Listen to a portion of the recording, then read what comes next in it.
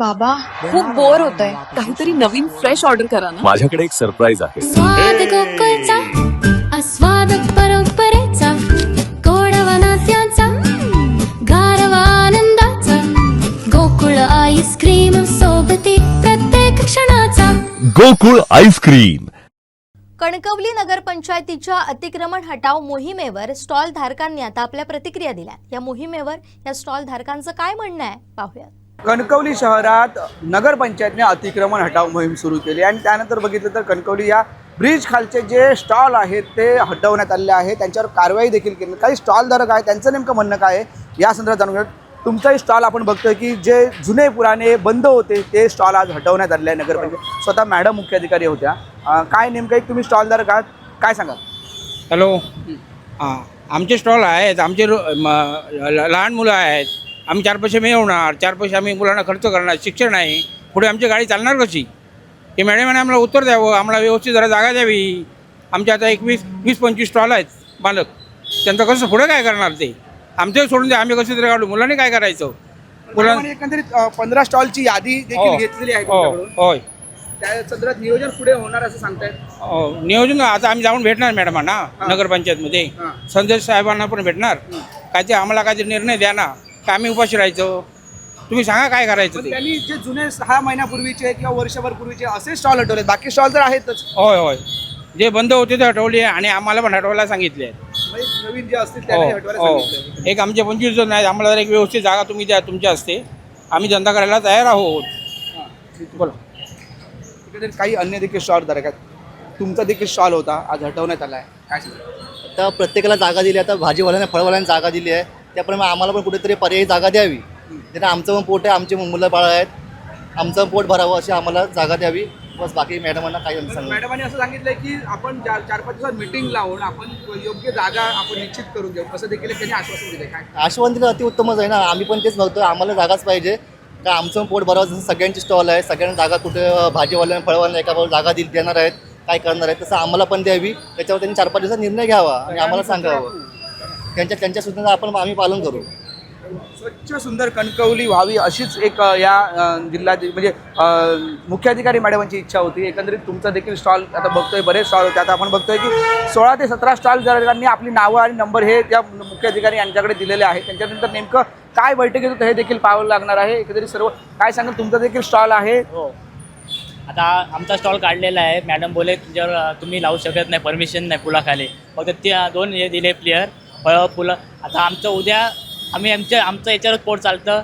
आता उद्यापासून दुकानं बंद झाली तर आम्ही कुठे जायचं. आता समजा आता उद्या चोरी बिरी झाली तर नाव कोणाचं येणार. आता कोण आता हे करणार ना. आता बाबा खिशात पैसे नाही, काय नाही, चोरी बिरी केली हे होणारच ना. आता कणकवली म्हणजे मुद्दा काय. आता मॅडमांना पण बोललो. मॅडम बोलले आम्ही कारवाई केलेली आहे. तुमची मीटिंग भरवायची, तुम्ही मीटिंग भरवा. नावं कोणाची नावं आहे, स्टॉल आहे, काय आहे ते द्या आम्हाला. आम्ही तुमची सगळी हे करू.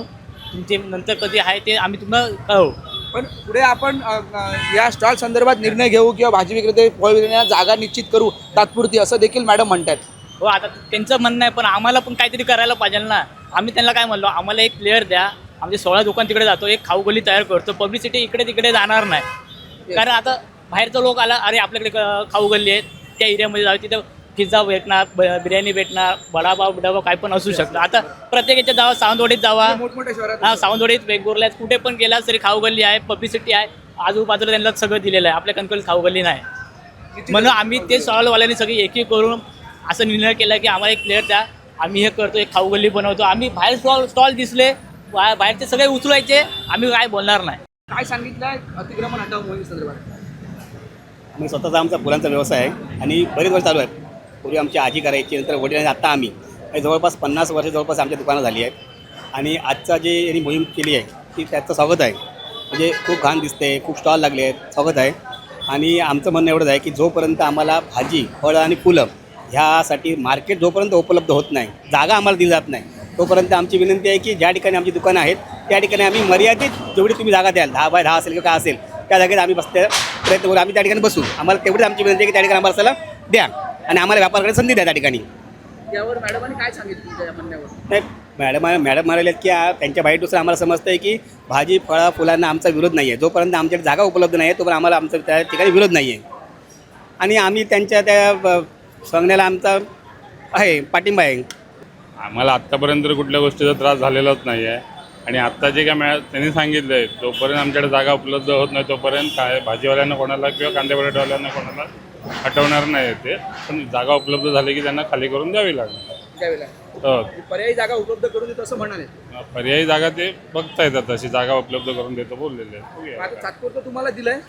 तात्पुरतं म्हणजे तात्पुरतं जसं आता त्यांनी तरी आम्हाला तरी अजून काय काढाय म्हणजे हे केलेलं नाही त्यांनी की बाबा काढून इथून साईडला जावं, जागा मिळाली की तुम्ही जावा किंवा खाली करा ही नोटीस आम्हाला त्यांनी दिलेली आहे. पण बंद स्टॉल जे 6 महिने वर्षभर बंद ते स्टॉल सध्या हटवण्यात येत आहेत, काय सांगाल त्याबद्दल? ते बंद आहेत, ते जे बघितलं तर ब्रिज खाली जसं ते बघितलं तर सगळे अडगळीसारखं दिसतं ते स्वच्छता करत आहेत किंवा ते बाजूला काढून ठेवत आहेत नाही, असं चाललेलं आहे. स्टॉल विक्रेते आहेत किंवा खाऊची दुकाने आहेत त्यांना कुठेतरी एक रितसर जागा द्यावी जेणेकरून ते आपला उदरनिर्वाह करतील, कारण त्यांच्यावर उपासमारीची वेळ येऊ शकते असंच एकंदरीत स्टॉलधारकांचं म्हणणं आहे. नेमकं बाबा हे पुढे काय नियोजन करतात, मुख्याधिकारी यांनी आपल्याला नियोजन म्हणजे बैठक देखील बोलावली आहे, त्या अंती पुढे काय ठरतं हे देखील पाहावं लागणार आहे. कॅमेरामॅन साहिल बागवेसह उमेश बुचडे, कोकण साधला कणकवली.